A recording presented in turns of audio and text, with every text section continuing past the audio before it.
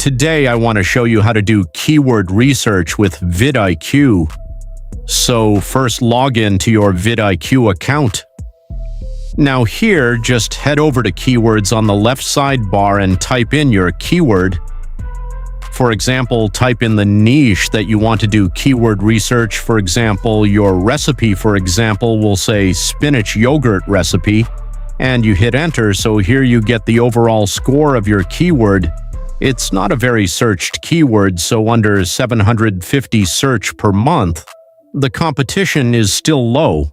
Here you can find related keywords of your keyword.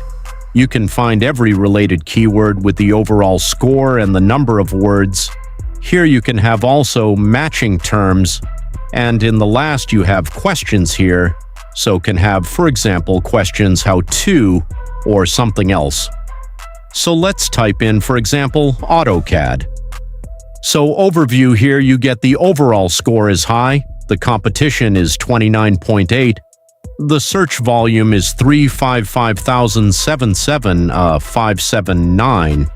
So here we have the matching keywords, the related keywords, AutoCAD 2D, the matching terms, Quack, other words related to your keyboard, and the questions, how-to questions.